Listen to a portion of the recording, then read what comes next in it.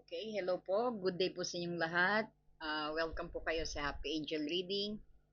At kung bago ka po sa ating channel, uh, mag-subscribe po kayo and like our video at hit the notifications bell na rin po para na-update po kayo kasi we do live also po, no? Live reading. Nagla-live po tayo na may chance kayong makapagtanong. So we will begin po. So ang basang ito ay para kay Libra.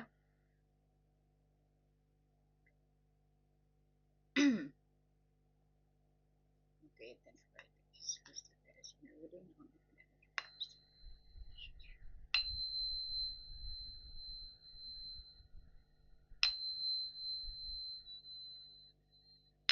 ito para sa inyo. So, cross-watcher is also welcome po, no? At sana po maging gabay din sa inyo ito, no? Sa susunod na buwan para kay Libra.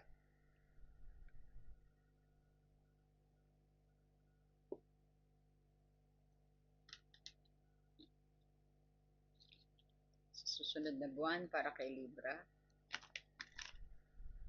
Sa kanyang karera, kung sinong makakahalubilong tao, sinong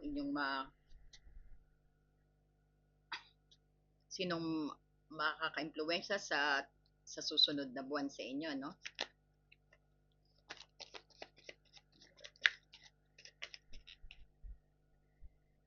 Libra sa susunod na buwan. Oops. Nahulog na. Uy. Oh, ikaw to, justice in reverse. Kaya lang nag-reverse, no? So, don't worry. There's still a good things. Marami pa yan. Kita niyo po ba? So, ayun. Justice in reverse. Para kay Libra sa susunod na buwan sa karera, career at taong makakasalamuha sa darating na buwan.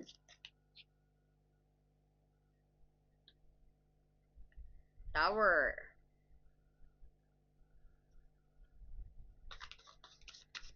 Para kay Libra sa susunod na buwan.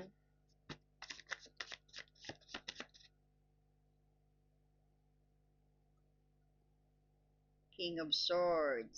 So, we'll clarify the three clarifications po para kay Justice in reverse.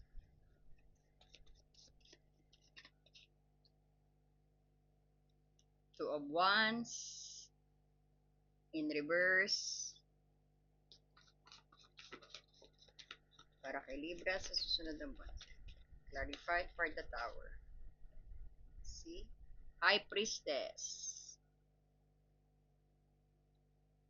King of Swords para kay Libra. Clarified po. King of Cups in reverse. Ayan. So, tingnan natin.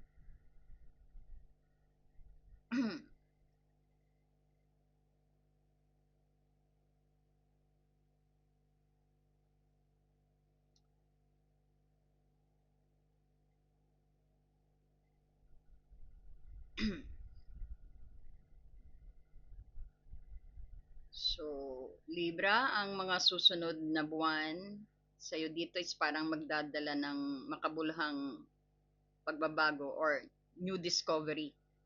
No? Lalo na sa mga, let's say, tuntunin ng katarungan or sabihin natin justice. At meron din tayo ditong emotional na clarity rin or emotional na pag-unawa at yung mga direksyon sa buhay, no? So maganda para sa mga seryosong pagmuni-muni, no? Because you got the King of Swords here at sa mga importanteng didesisyonan. So when it comes sa pag-ibig at sa iyong karera, so nakita natin dito, I'm picking up yung pangkalatang tema dito no sa iyong spread.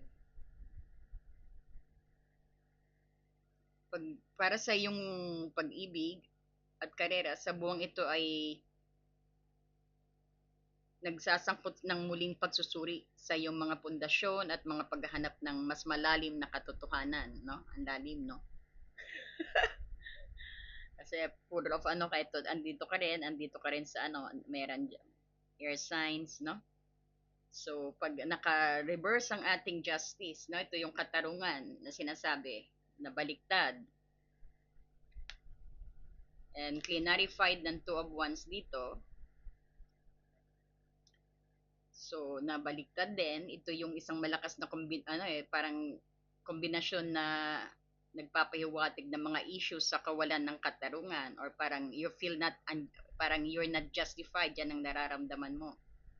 Hindi ka parang yung not fair sa iyo, unfairness, you might gonna experience unfairness, o sabihin natin isang pakiramdam na may mali sa isang sitwasyon, no? You are feeling that.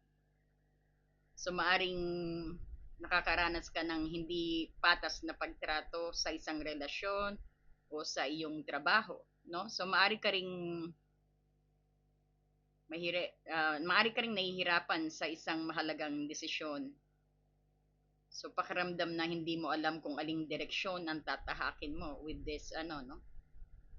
And then it was clarified by the two of wands reverse. Ito yung nagpapahiwatig ng kawalan ng direksyon, no? Kawalan ng directions or pag-aalangan o pagpapaliban ng maaring sabihin din natin na maaring nahihirapan kang magplano para sa hinaharap o lumikha ng mga goal or layunin, no? So may pagkakataong sa susunod na buwan, uh, ang isang sitwasyon ay parang magkakaroon din ng progress o sabihin natin pag-unlad, ang isang parang maging mahalaga na huwag kang manatili sa sitwasyon na yon, especially na yung wag sabihin natin mahalaga rin na huwag manatili sa estado ng pagiging hindi sigurado, yung unsure ka sa tatahakin mo, no? So pagdating sa pag-ibig, maari nang may hinding pagkakasunduan sa susunod na buwan o kawalan ng balanse sa isang relasyon. Posibleng nagtatago ka ng katotohanan or you have your secret, o may isang bagay na hindi patas na nangyayari na kailangan mong harapin, no? Andiyan dyan yung worries, no? Nag-aalinlangan ka rin sa susunod na hakbang mo, no? So when it comes naman sa iyong career, maaring may mga issue sa pagiging, sabihin natin, unfairness sa trabaho. Tulad na maybe yung the way they treat you, or maybe sabihin natin yung pagtrato sa iyo, o sa isang kasamahan ng hindi patas sa'yo, no? Yung pagtrato sa iyo ng isang ka-coworker mo na tingin mo unfair or hindi patas. So, maaring sabihin natin dito, nahihirapan kang magdesisyon tungkol sa isang, sabihin natin sa isang bagong career path mo o any project, no? Parang medyo mararamdaman mo rin yung parang tingin mo is it's not klaro sa iyo, na malinaw yung kung paano mo sisimulan pagdating sa proyekto, no? And then you have that tower dito, no? Ito yung tore, no? Sabihin natin. Pasensya na po pag nabubulol ako kasi mix-mix po yung ano ko yung yung language ko no. Andyan Japanese, Tagalog, English, no? So pasensya na po. Pero naintindihan niyo naman, no? So ito rin sinasabi natin na sabihin natin ito yung tower, ito yung sinasabi na yung pag ang pundasyon ninyo is marupok, siguradong sabihin natin sa relasyon, ang pundasyon ninyo is marupok, no? Talagang ibig sabihin, hindi kayo nag-exert ng effort, imbis na semento ilagay nyo, sasabihin natin sa madaling explanation, magbi-build kayo ng bahay, panay kahoy ang inano nyo. Siyempre, ang pundasyon is very weak. Sa pagdating sa relasyon, pag sabihin natin, madali ang relasyon, madaling naging kayo, or sabihin natin na hindi nyo sinamahan ng love, care, and passion sa isang relasyon, siguradong maano, no? Siguradong mabubuwag. Yan ang meaning ng tower dito, no? So, since na nag-clarified ang high priestess, ito yung sinasabing mataas na pari, no? Ito yung isang napakalakas na kombinasyon ng tower ay nagpapahiwatig din dito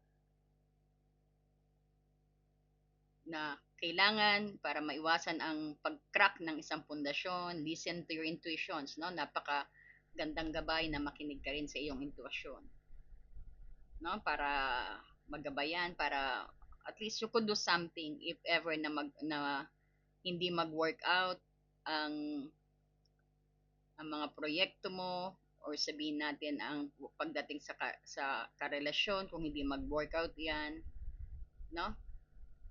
With the guidance of your intuitions, ibig sabihin mariresolba, no? So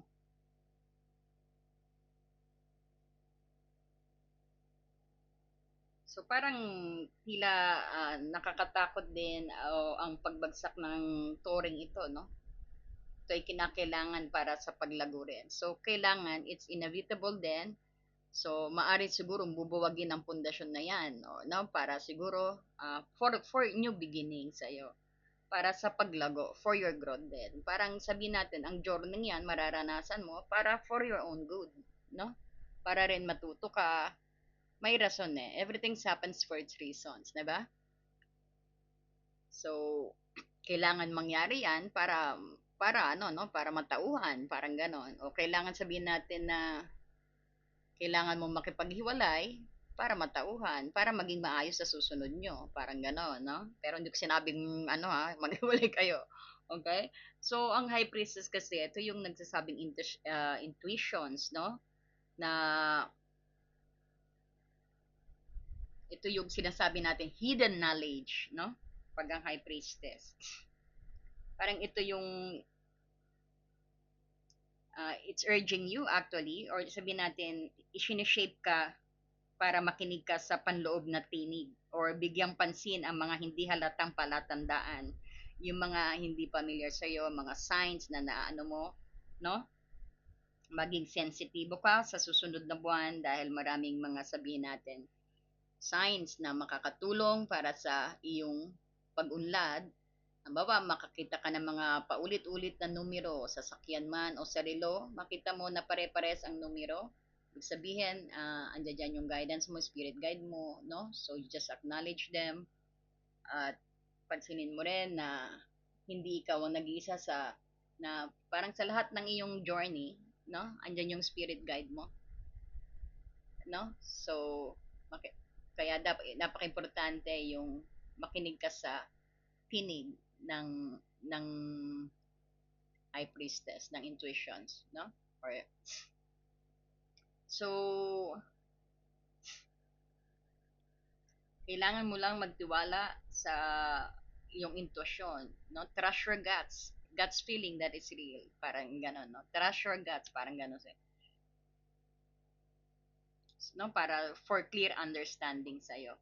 So pagdating naman sa pag-ibig, so maaring may biglang pagbabago sa relasyon, or sabihin natin isang secret na mabubunyag, or pagkabulgar ng isang lihim, no? So, isang biglaang pag-end of something, o isang hindi na inaasahang paglipat na sabihin natin nagbabago sa lahat. Kumbaga, it's shaping you, no? Na para magtiwala ka sa iyong intuition din, no? Because the high priestess is here. Yung mga intuitions mo, or sabihin natin, kailangan mangyari yan, no? Para sa pagbabago, maunlad na pagbabago at pagbabago ng relasyon ninyo. So, pairalin mo rin daw ang intuitions mo dahil binubulungan ka para i-guide ang relationship nyo. No? Sa karera, ito yung isang biglang pagbabago sa, sabihin natin, sa trabaho or sa struktura ng iyong karera. So, maaari ito ay isang pagkawala ng trabaho, Or sabihin natin you're gonna be quitting your job and find something new because hindi ka na masaya dahil nakikita mo na parang napakaingay sa trabaho mo and you wanted to quit, no? Parang tingin mo, andyan maraming chismis na parang tingin mo rin na hindi walang harmony sa work, no? Parang tingin mo you're very exhausted pagdating mo sa trabaho. So parang ganon, parang you're choosing not to quit ba? No? Parang you don't wanna deal with that anymore, parang ganon. So yan din maybe yung bulong sa'yo dahil maybe, no? God has something for you na nakaandyan dyan, nag-aantay lang to make an actions. Or sabihin natin, expect sa pagbabago rin when it comes sa company mo. Ay nakikita ko may mga shop pulling. Meron din yung siguro yung bagong makakasama sa trabaho.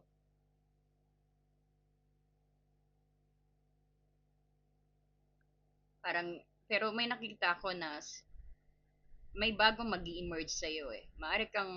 Parang yung hindi mo akalain na kaya mo pala yan. Tapos matutuklosan mo sa susunod na buwan. Makikita mo yung hindi lang pala na may iba ka palang skills, no? Parang ganon. Parang tingin mo is, uy, bago to kaya ko pala yan. O pwedeng sabihin natin na yung skills na madidiscover mo sa sarili mo sa susunod na buwan, magagamit mo daw yan sa journey mo, no?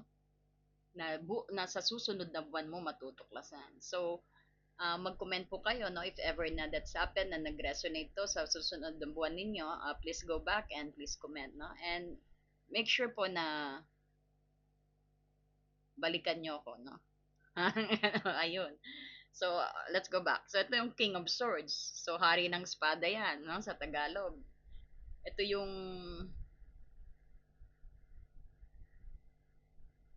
and then clarified by the King of Cups in reverse.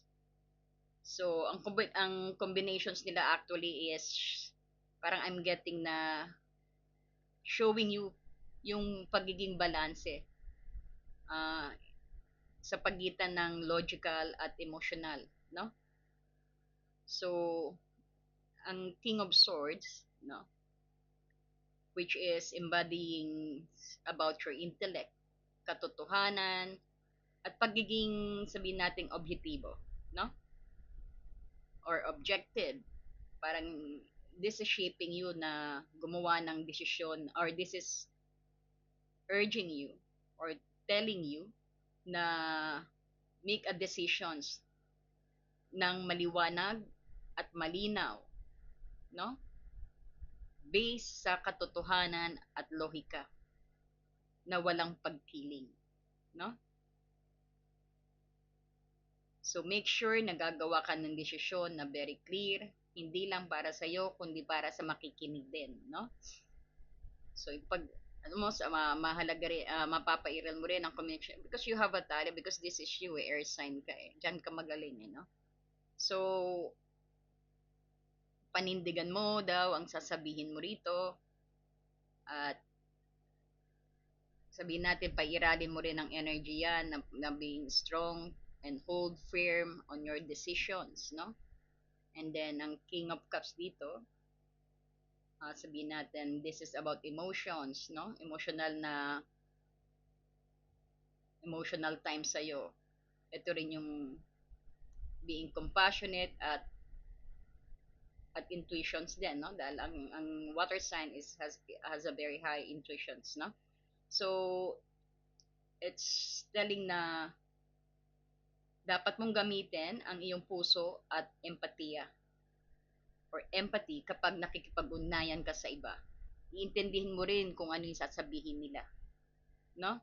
Especially pag gagawa ka rin ng desisyon sa susunod na buwan. Ngunit panatilihin mo ang pagiging kalmado. Okay?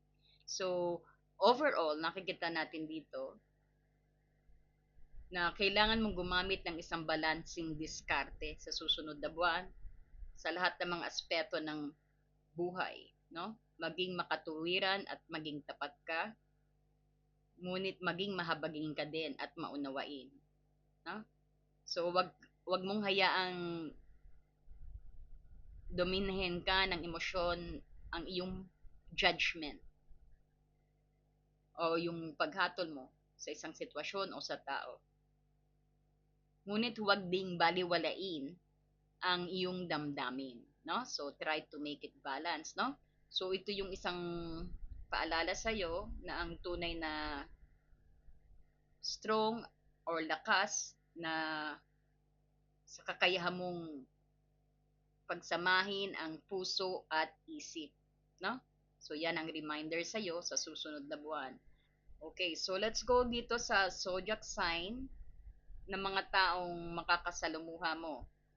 Based on tarot rito, ang mga makabuluhan sa iyo rito, ang mga taong makabuluhan sa iyong susunod na buwan ay sabihin natin maaring may mga katangian na karaniwang nauugnay sa mga zodiac sign, no?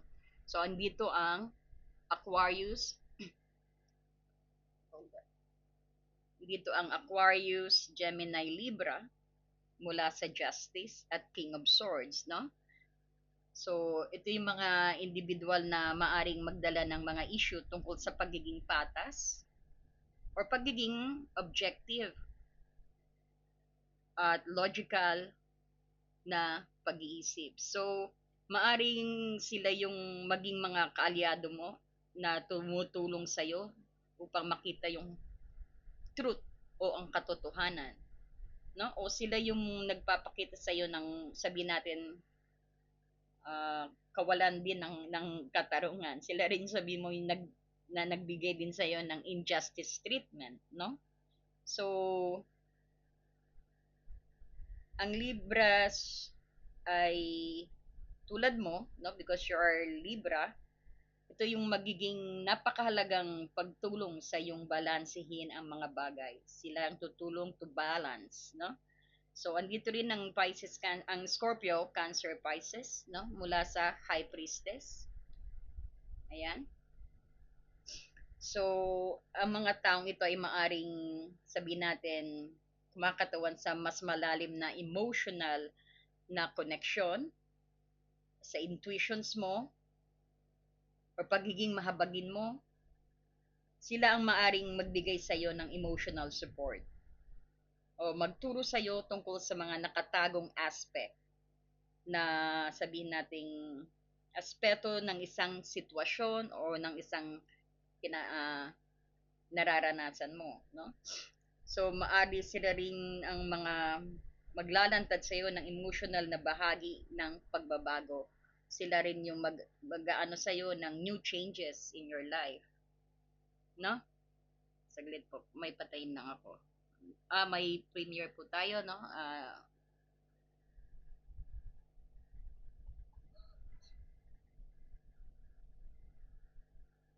Wait lang po.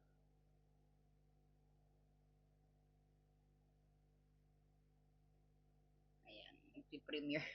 Okay, kasi may premiere din tayo sa isa pang in-upload na video. So, asa na tayo sa ito nga, as I said, na itong Pisces, Cancer, Scorpio na coming from High Priestess and sa Cups, sila yung maaring magpapakita siya ng emotional na bahagi ng changes sa iyo, no? Sila yung silang leads na bakit nagkaroon ka ng changes deep within you or through your emotional aspect, no? And then, andito rin yung Aries, Leo, Sagittarius mula sa Two of Wands.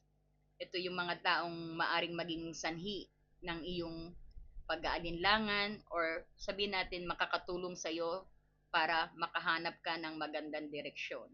So, maari sila yung kumatawan sa iyo ng pagkakataon para sa pagkilos mo, for your growth, or sa pagunlad, o sila yung mga taong nagpapakita sa iyo ng kahalagahan ng pagkakaroon ng isang plano, no? Na to have plan, no? So we could see here. So we're gonna get some guidance here.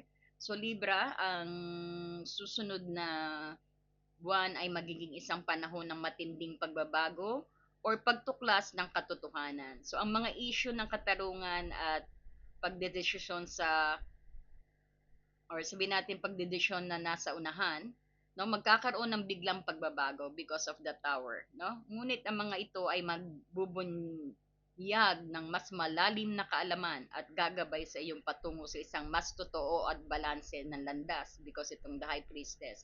So, do not resist these changes is about to come to you. Kailangan mong maranasan yan because sa iyong para sa iyong paglago, no?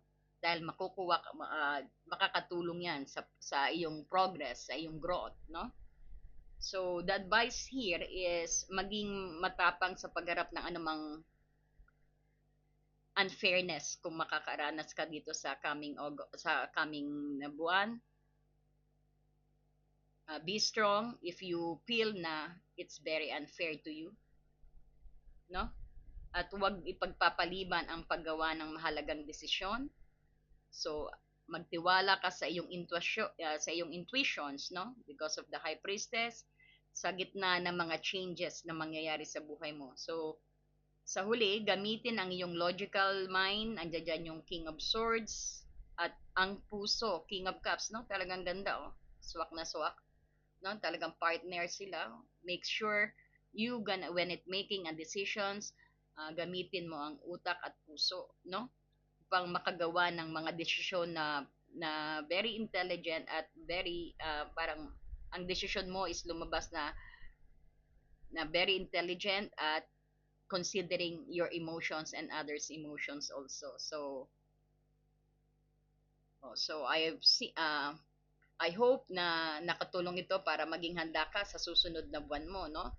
At always remember na this is not just your, binigay tong mabubuwag na to para sa growth mo. Para anyway, no, maganda still.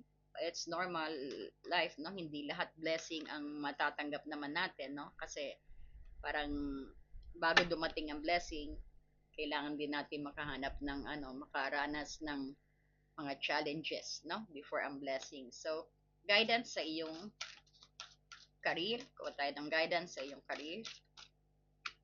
Ayan, quiet retreat. It's time to disconnect from the outer world so that you can discern and process your true thoughts and feelings from your inner world.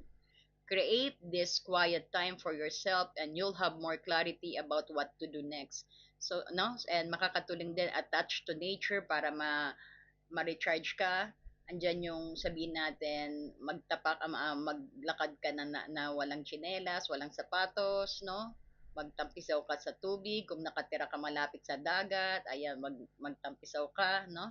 Maganda one way to energize you also, no? Tsaka it's about time daw na, 'di ba, masyado maingay ang ating city, have some go out of town, no? Mag-retreat ka, quiet retreat, no? Para ma-process your thoughts din, no? So, at least, or gusto mong bawasan ang mga gadgets mo, or patayin mo muna ang cellphone mo, no? At least 15 minutes, or have quiet time for yourself also, no? Pag hindi ka makalabas ng bahay, diyan ka sa bahay mo, mag-meditate ka for 15 minutes, no? Makakatulong yan. Ayan, thank you so much, and God bless you.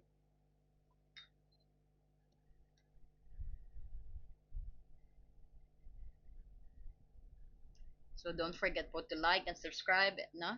And hit the notifications bell.